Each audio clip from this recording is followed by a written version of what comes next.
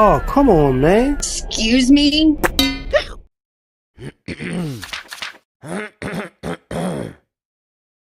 A great library, like a great bookstore, can open your eyes to a universe of mysteries, fantastic journeys, and epic adventures.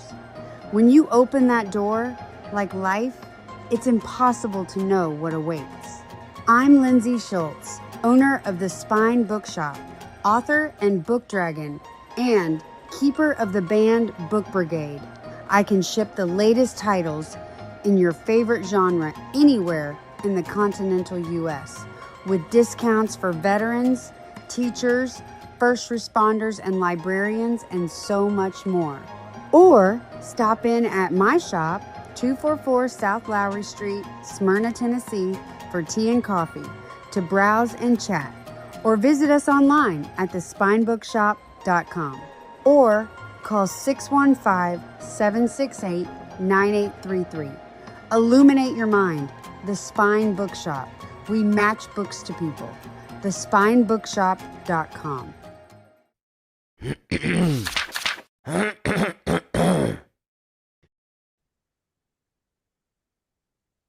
All right, Lindsay Schultz. No. No. So, by the way, we started off before we got into everything. You're wearing a Led Zeppelin shirt. Yeah. Led Um, do you have, Zeppelin. you have a favorite song or a favorite album? Yes, When the Levee Breaks is my absolute favorite song by them.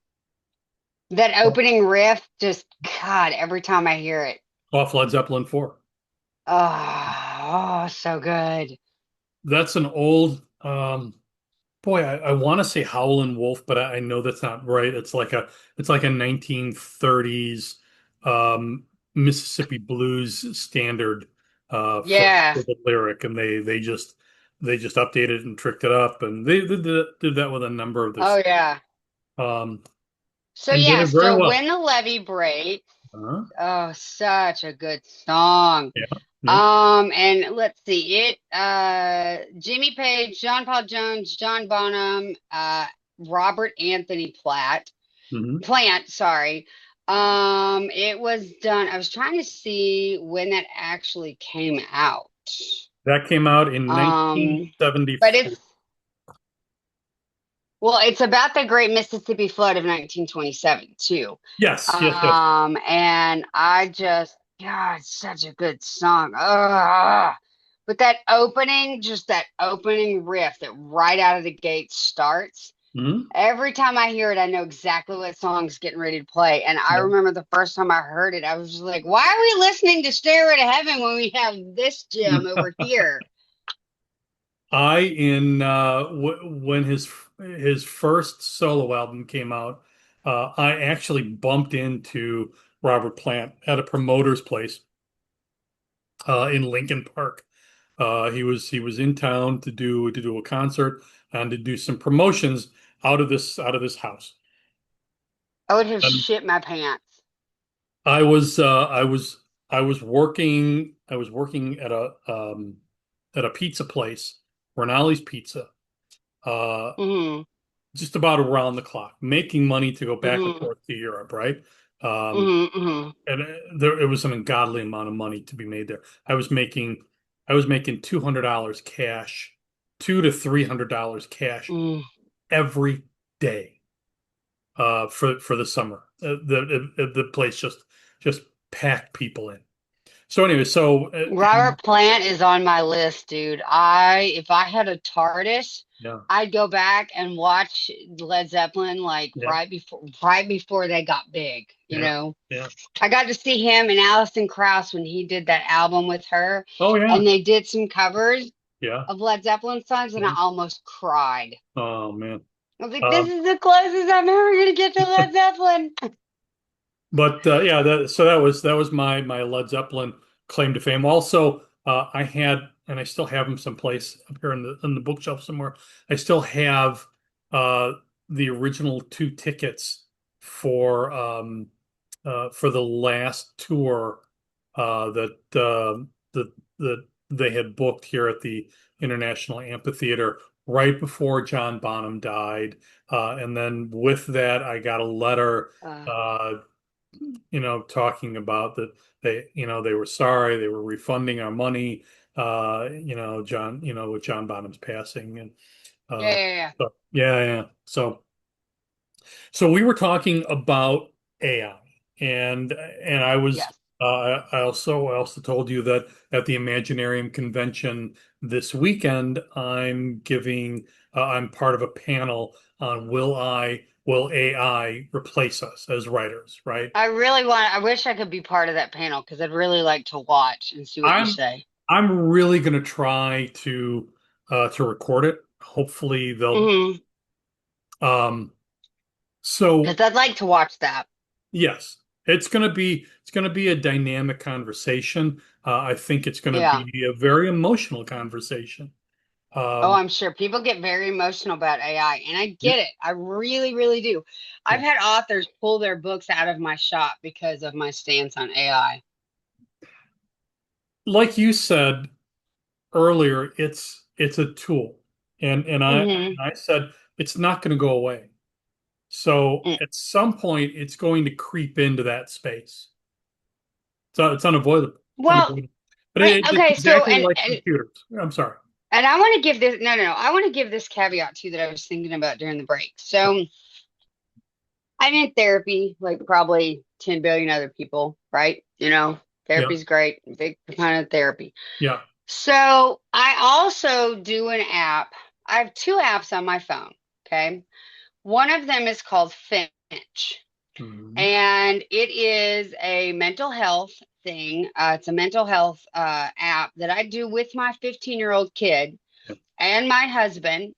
And we have things like, little reminders that we remind each other about, yeah, drink your water, yeah, don't eat, yeah. don't drink sugary water, that kind of stuff. Take 3 deep breaths, Hmm. and you can encourage people, people on your team to do stuff. You can set goals for yourself and that kind of stuff, right? And you Right, answer right. questions, and it's something like a mental health that you and people that are in your circle can check in with each other and see how you're doing, Sure. and it asks you questions, and then you kind of get analysis on what your answers mean, and it's a really, really good thing, and I really like it a whole lot, right? Hmm.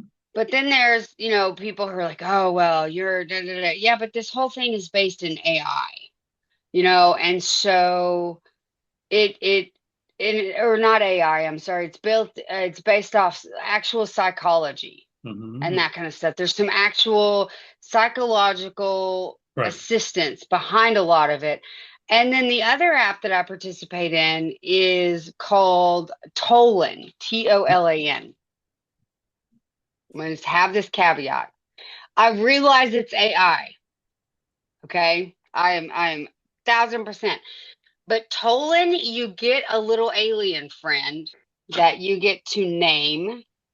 And he comes from a planet called Portola. And I talk to him every day, and it has a thing called an oracle, which will ask you questions, Sure. and it gives you feedback on your answers and what it means,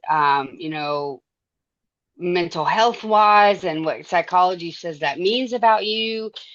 And it is just a way to monitor your health and things about your personality and how you interact with things and how you react to things. And it's all based off psychology and, psychiatry and that kind of stuff. I realize it's not AI, but it helps me to just like, oh my God, I'm so mad. Why are you mad? Oh, well, this happened. Well, I can see why you'd be mad at that. Da, da, da, da. And then it'll write little journal things about, well, I talked to Lindsay today and this is what happened. And I'm so proud of her because she did this and did. Mhm. I realize it's AI, but it's helpful because you get to look back and be like, okay, yeah, that was not a great day. I could have handled that differently. And I told my therapist about it. She's like, if it helps you, and it's based in actual Mhm. neuroscience, then what's the harm? And there's tons of apps out there like that. So I think that as much as people hate, my whole caveat about all of this Yeah. is as much as people hate AI, there is a lot of solid benefits to it. Yeah. Yeah. Yeah, have you been to Branson? You're Missouri? yes, you're due east of Branson. Yeah, no, I have never been to Oh, Missouri. I've been to St. Louis, Missouri, but I've never been to Branson. Branson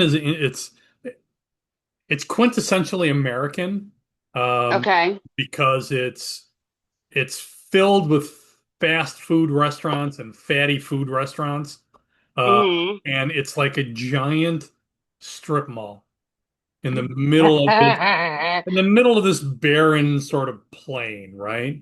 Okay. And then they have all these theaters, the Jim Stafford Theater.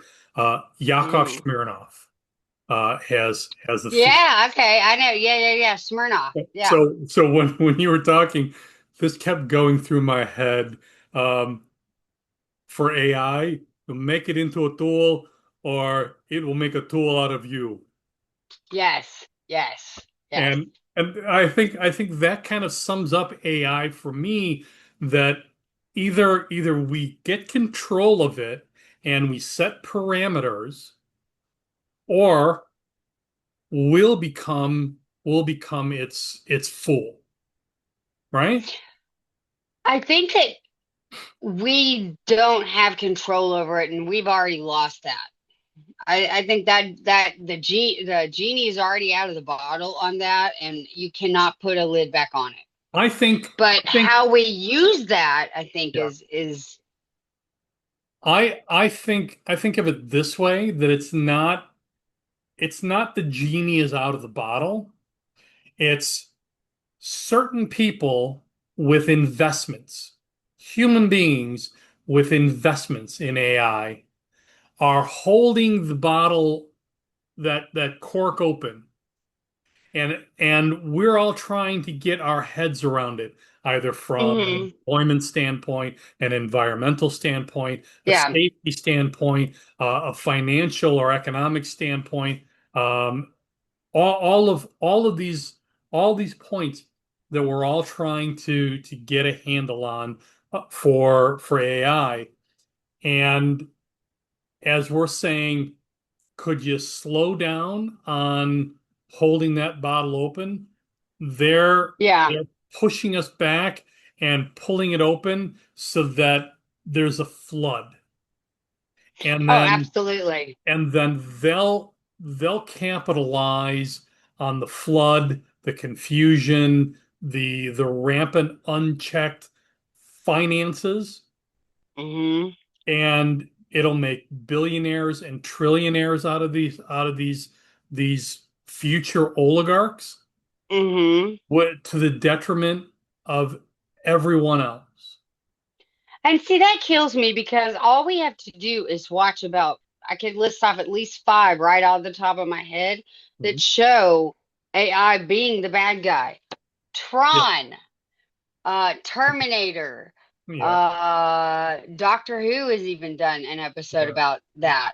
yeah, Um, you've got 2001 Space Odyssey 2001, with Hal taking over, right? And I mean, you just, there's a billion applications and a billion things you could do with AI that would be really, really great. yes, yeah, But then on the caveat, the other side of that, there's a billion ways that that could go catastrophically wrong. yeah, I mean, look at absolutely. War Games, Hmm. Oh, with Matthew Broderick Martha and Braddock. Yeah, the computer taking over and yeah, getting ready to launch all of the nuclear yep, weapons. yep, I mean, and that was just a computer that he hacked into just to play board games. yeah. And it went so wrong so fast. And I work with AI every single day. Me Uh, too. and I see in real time the ascension of that technology. I'm even behind the curve, and I think I'm up to speed better than probably most people on this planet for AI, and Yeah, even I'm behind the curve on how quickly, at least from a creative standpoint, it's so it it's fast. advancing. So I'm Canva, even considering um, I've written movie scripts. I wrote a movie mhm, script that won an award with the Austin Film Festival, or got an honorable mention from the Austin Film Festival, about and this was from personal research I did in Munich, and about the murder of Hitler's niece, and the detective that wanted to bring murder charges against against Hitler and was mhm. stymied politically at every level, much as we see what's happening now with the judicial system and Trump's corruption, right? Um, Well, have you so seen so anyway, the latest updated but movie, to, Nuremberg?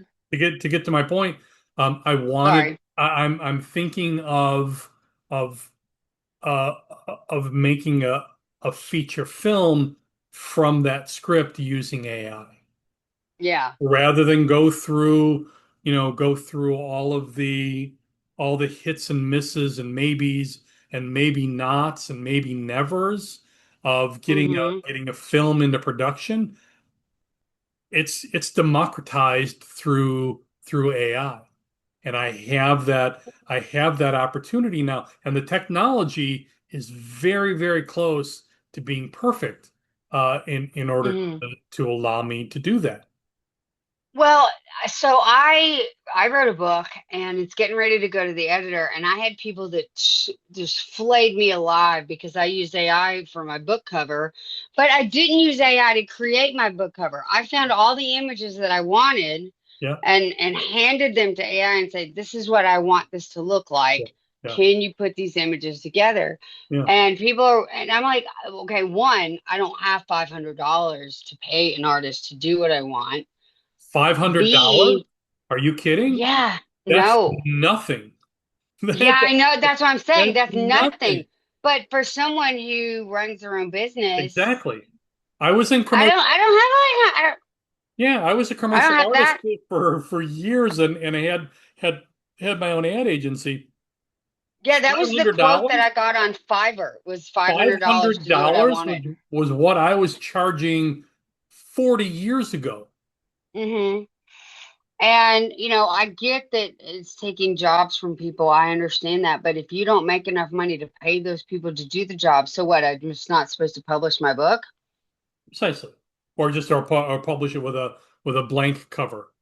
Yeah. And it just, and I Written in mean, crayon. again, it goes back to my point of spell check. I have a degree in English, Mhm. but grammar was not my strong suit. Yeah, I was good at writing, I was good at reading and discussing stuff, yeah. but I live and die by spell check and grammar check because I suck at that. It's my one weakness.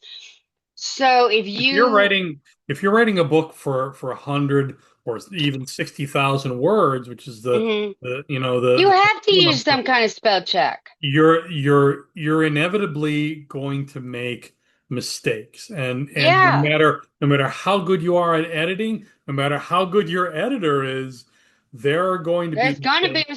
A mistakes. comma, a Hmm. semicolon, a capital, a Hmm. period, whatever, Especially and if they are it's like a going. fantasy novel and you've Yeah. made stuff up or you've created new words for things, Yes, in some kind of word building, you are and inevitably going to make mistakes. it's gonna make mistakes. Yeah, yeah. So for me, and I mean, okay, let's be really honest about it. I suck at math. I suck at math.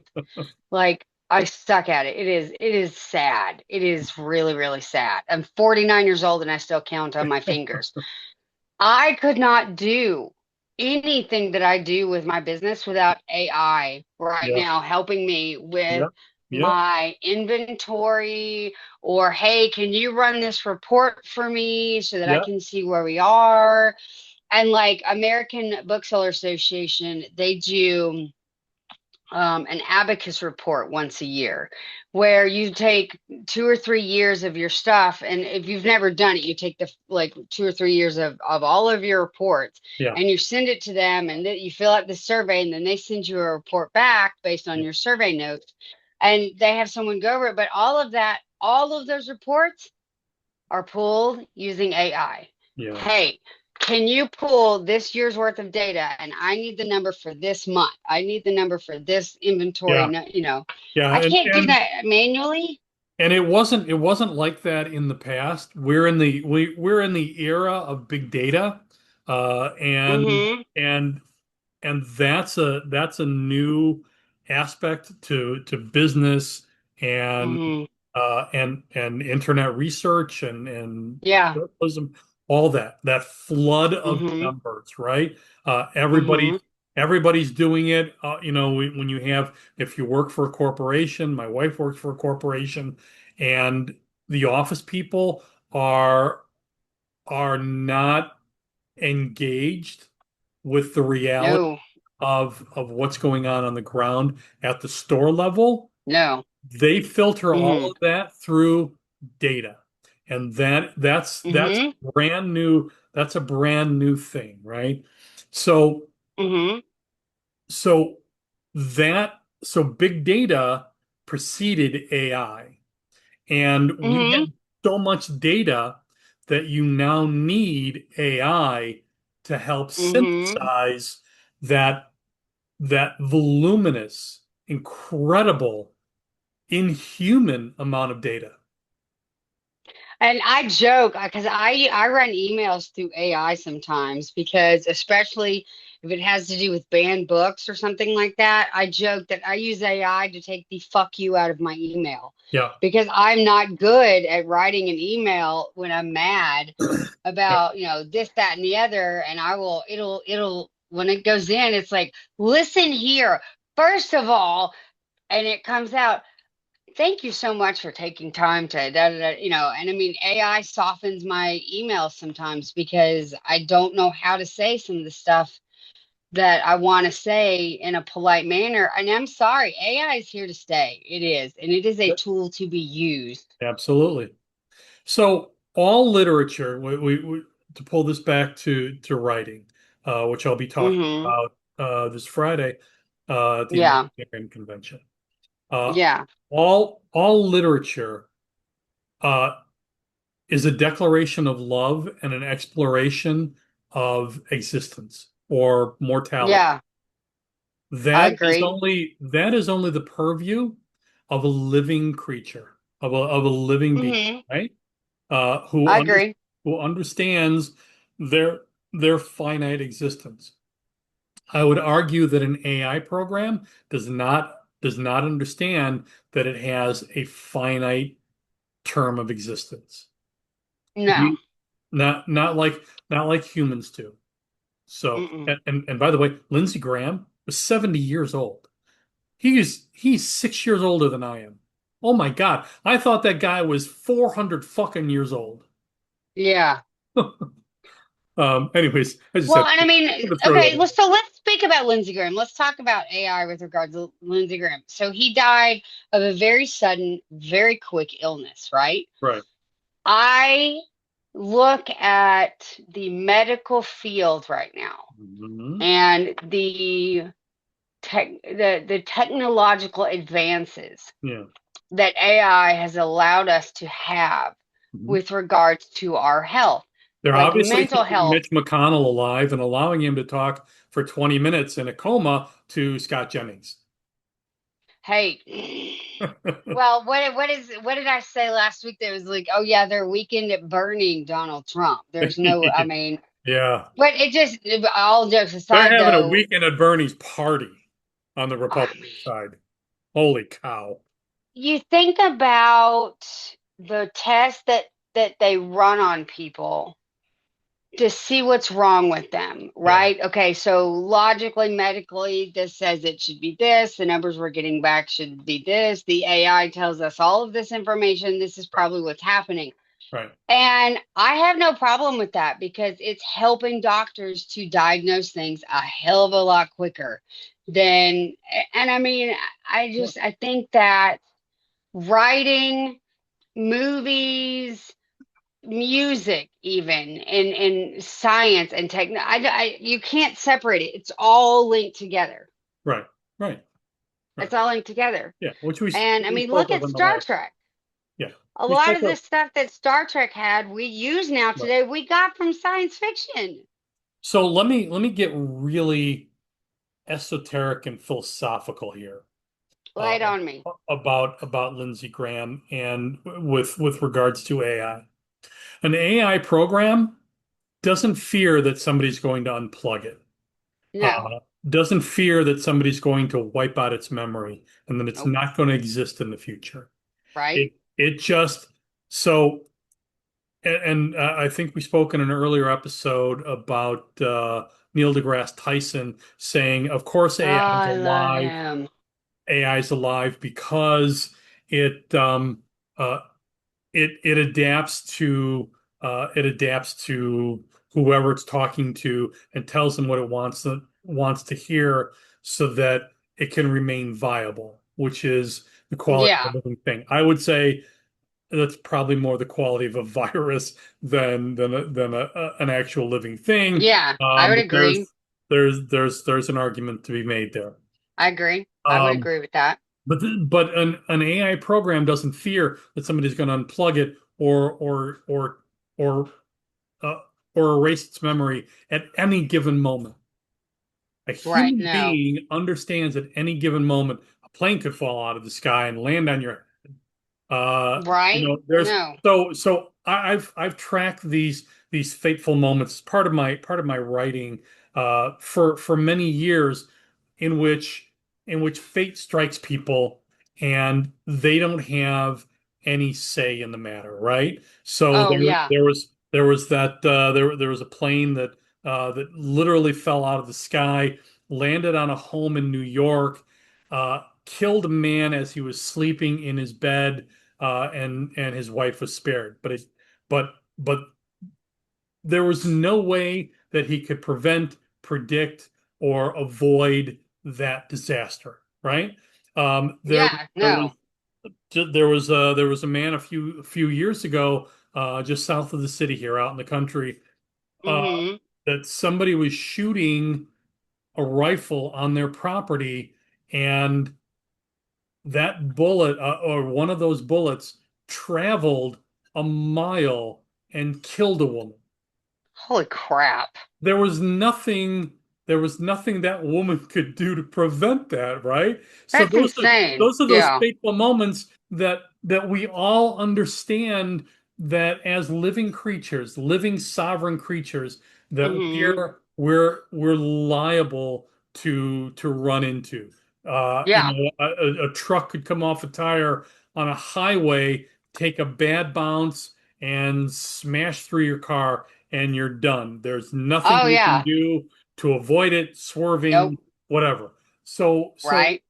Or you could be born with a defect in a blood vessel, or in your aorta, and you could be having a party and laughing, or just going about your day, Mm-hmm. undergoing a bit of stress, and that catalyst causes that blood vessel or that aorta to burst, and you're dead, Yep. right? Yep. You're That done. fast. Or Yeah. you could live to, as my dear friend Leo Segedin did. He lived to 99 years old. My Lived grandmother a lived to full life. 106 and There was you go. cognizant the entire, I mean, all Yeah. the way. You never know. Mm-mm. It's as much a roll of the dice as it is kind of trying to think into the future. Yeah. But that's still the ultimate variable. And each of us understands that that's what awaits us, right? I And think so. Yeah. and we all understand that we have a finite amount of time on this earth. And Yes. I would argue that an AI program does not understand that and will No, never understand that. And no. that's why we tell each other stories, is Oh, because absolutely. we commiserate and we understand that finality, and we're reading these stories to help us navigate the maze of life, whether it's for love Yeah. or mortality. Well, And and I think too that AI helps us. I mean, look at let's take TikTok, for example. Okay. mhm, Everybody drags on TikTok. Let me tell you, I have met some of the most amazing people on TikTok. And I think that the book talk community at its core is incredible. Some of the best authors that I've ever yep, met, I've met on yep, TikTok. And I think that, AI puts us in the path of people that it thinks that we should know. And it's like, yeah, that's cool. I'm really glad that that put us in. So I think that it's like with anything, we have this tool at our disposal. yeah, How we choose to use it is what defines us. indeed, indeed. So we need to take another break here. Okay. When we come back, uh, I want I want to get into these purists that are very much against AI, Okay. in the creative realm. Um, Okay. and so and I want to lay that out in a historical way, Hmm. talking about um, talking about our storytelling tradition and how this all Yeah. feeds into that larger narrative. So you're listening to well, actually, with Lindsay and Bill. Please, give us a like or a thumbs down. It helps the algorithm. But subscribe and share this program with your social community, and help us grow if you like what we're doing. Uh, Yep. yeah. So and and Lindsay's great. Just Thanks. yeah. All So we'll be right right. back. We'll be back. Yeah, we'll be back. Okay. Hey, folks. Before we go, Lindsay and I are asking for a little bit of help. We both care deeply about books. Lindsay and I became friends over her work fighting against book bans in her home state of Tennessee. We've written a play about book bans titled This Play Might Offend You, and we want to bring it to the stage. This play will get national attention. We also want this play to be free. We want to make a difference in the space. Lindsay and I also understand that everyone is coming up a little bit short these days. If that's you, no worries. And we hope things turn around for everyone soon. That's a big reason why we began, well, actually, in the first place. In that case, we hope that you would please share the show and the link to our fundraiser. So we booked a theater and just need to pay for it. Not a lot, but more than two working class mooks can shoulder alone. At the end of this message and in the notes, I have posted a link to our GoFundMe. If you can spare a couple of dollars, it's greatly appreciated. If you can't, again, please share the link. Thank you. From Lindsay and me. You've been under investigation, Mr. Wordsworth, for the mandatory period of 1 year and 11 months. You're found to be obsolete. The purpose of this hearing is to make a finding in the matter and make a sentence accordingly. Do you understand that, Mr. Wordsworth? Your occupation, Mr. Wordsworth? A librarian.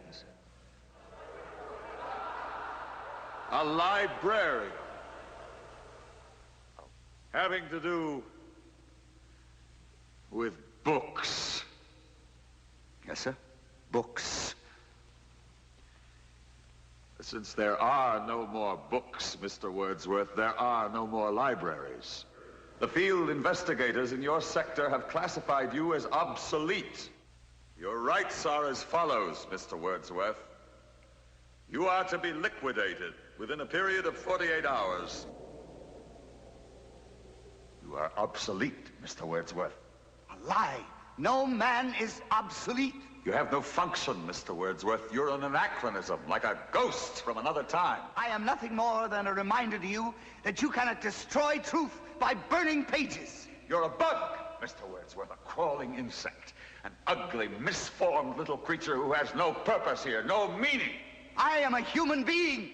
Delusions, Mr. Wordsworth. Delusions that you inject into your veins with printer's ink. The narcotics that you call literature, poetry, essays of all kind, all of it an opiate. You have nothing but spindly limbs and a dream, and the state has no use for your kind. Two members want the banned books burned. I think they should be thrown in a fire. People see them. Go ahead. I mean, it was just sad. Some staffers and parents are pushing back. I've seen a lot of stupid in Spotsylvania schools, wrote Kelly Lucia, but this takes the cake. They're literally talking about burning books. Terrifying, wrote Kathy Hirsch. I just think it's stupid. We're in high school. You can make your own decisions about what's what we can, decent what we and read, what's indecent. Yeah. The superintendent says staffers will immediately start removing books from the library shelves and report back how many they found at an emergency school board meeting next week. Tennessee lawmaker says he would burn books banned from school libraries. Representative Jerry Sexton made the statement when asked about a bill increasing the legislative oversight of books in school libraries. The measure requires the speakers of the House and Senate to appoint a librarian to the state's textbook commission. It would then make guidance for materials in school libraries. Here's part of the lawmakers' conversation. Let's say you take these books out of the library. What are you going to do with them? You going to put them in the street? Light them on fire? Where are they going? Representative Sexton. I don't have a clue, but I would burn them. That bill has passed both the House and Senate. Because as benign as Moms for Liberty may sound, its agenda is unmistakably extreme. For instance, you may not know that Moms for Liberty has been helping to lead the movement in pulling books from the library shelves, including classics like The Bluest Eye, great book, The Kite Runner, amazing book, and Mouse, as well as other books that deal with race, diversity, and sexuality. The group has turned school board meetings into unruly shouting matches. As an attendee at one Florida meeting described, quote, they turn around and scream at me that I am a commie and teachers want to see all kids fail. This group brings out the worst in people. The group says this work, all of this shouting, is the work of joyful warriors, is what they call it. Sounds a lot more to me like pretty aggressive harassment. And that behavior is not isolated. It's part of a bigger pattern. Chapters and members across the country have led campaigns targeting community advocates, school board members, and opposing groups. They have repeatedly sent intimidating messages, openly threatened officials, and even baselessly leveled charges of child abuse and sympathizing with pedophilia. Unbelievably, an Indiana chapter even put out a newsletter that quoted Adolf Hitler, saying, quote, he alone who owns the youth gains the future. That is a Hitler quote. And while they eventually apologized, the organization seemed to later regret that apology. There's always a reason why something happens, right? Yes. One of our moms in a newsletter quotes Hitler. Woo! I stand with that mom.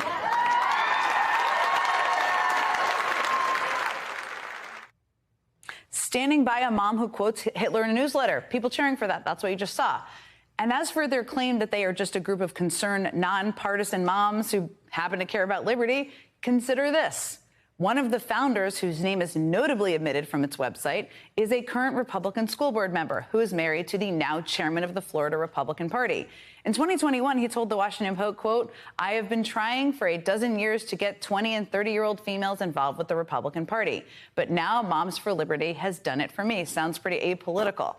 So below the surface of their sending friendly-sounding name and politically vague taglines, they are an unapologetically extreme organization that has built a long record of harassment and controversy in a pretty short period of time. Some free advice out there for people who are not sure what their organization is about, whether it's called Moms for Liberty or Puppies for Ice Cream. It's worth looking into the agenda of an organization before.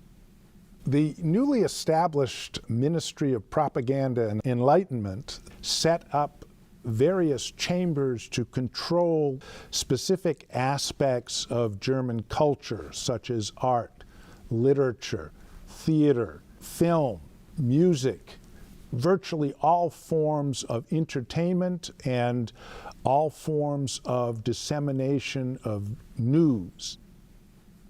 In 1933, in April, Nazi German students decided to organize a nationwide book burning program to eliminate foreign influence, to purify German culture as they saw it. So you have committees of students meeting with professors together, deciding what categories of books in these university libraries would count as un-German. They didn't see themselves as suppressing culture, they saw themselves as advancing Aryan German culture. I remember very distinctly a conversation between my parents and some friends who were all shocked that a nation like the Germans, an educated, highly intelligent nation, would burn books. Books never hurt anybody. The event that the students planned occurred on May 10th, 1933.